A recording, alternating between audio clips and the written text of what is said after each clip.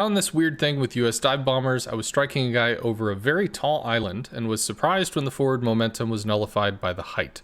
Is it a bug or a feature? Well, what you would need to understand is, so let's try to think of this in a different way.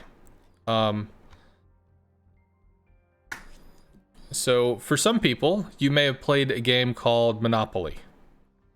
And, you know, so you've got like the squares, free space, yada yada. There's stuff that you can get.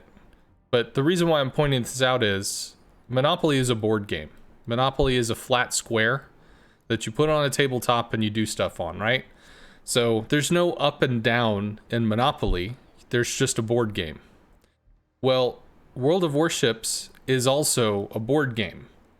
It might feel like it's a live action board game. Oh man, this is just so cool. I'm invested in the moment.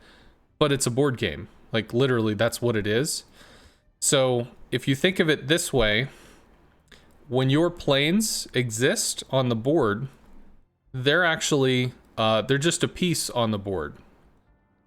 So how do you interpret height into a board game? Well, you kind of don't.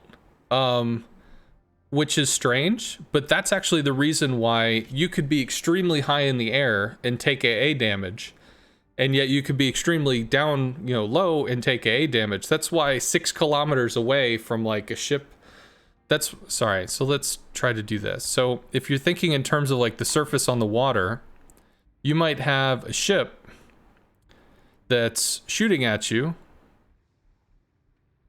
whatever, and your planes are down here and this is 6 kilometers away. But you could also have planes that are up here, and while realistically we know that 6 kilometers looks something more like that because it's going to be more of a spherical thing, so realistically this might be something like 9. As according to a board game, if the enemy ship is here and this is within 6 kilometers, you're still going to be shot because distance, aerial distance does not matter. This has no actual bearing on the game, and this is how the game sees what's going on. Okay, so let's pull this back a little bit and kind of think about the question. Let me just double check that's still working. Yes, it is rocking. So if we think of this game with that understanding, what happens when you have islands in the game? Come on, let me do. What happens when you have a landmass? That's not what I wanted. Come on, let's see. We'll go with blue. Oop, because water. Yeah. And then we'll have, you know, here's an island, whatever. Island doing island stuff. So here's your bad guy that you're trying to go after. There's the big bad boats dude. And your planes are over here. So if your planes are at this level, the actual game tracks your in-game movement, but it tracks it on a 3-dimensional concept, as in how fast is the piece moving in this 3-dimensional space, even though 3-dimensional space doesn't matter in terms of the board game.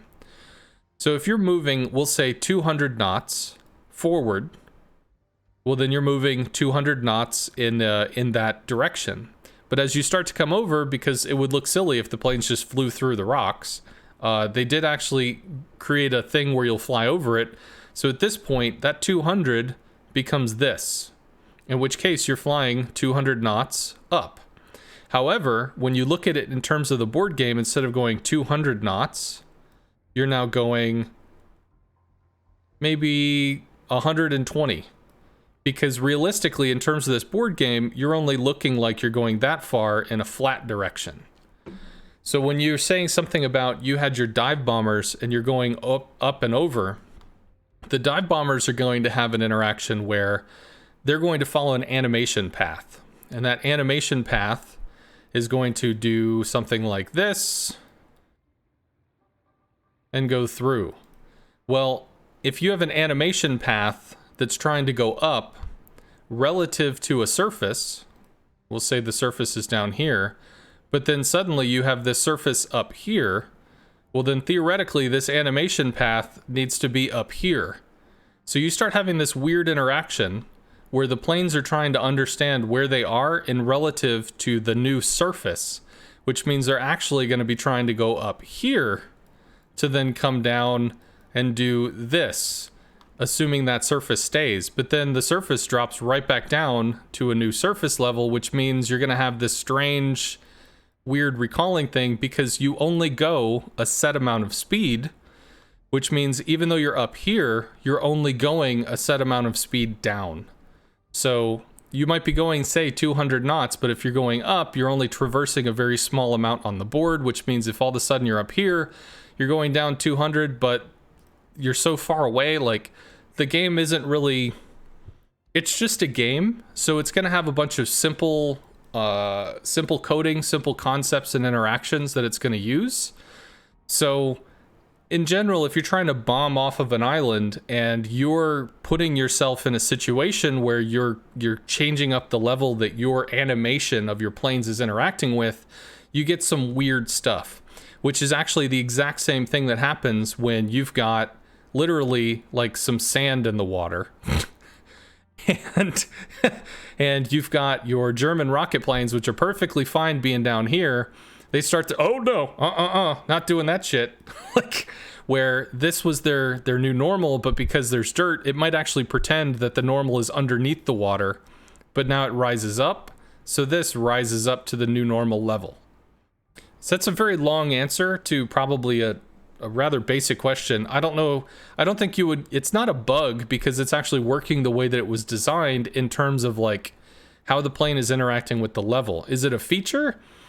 Potentially in terms of the German rocket planes, because if they're just shooting at a set down angle, then theoretically, you know, you can fire at a longer distance using this trick. And sometimes you'll see CV players do that. But for like US bombers, I don't see how you could see it as a feature per se.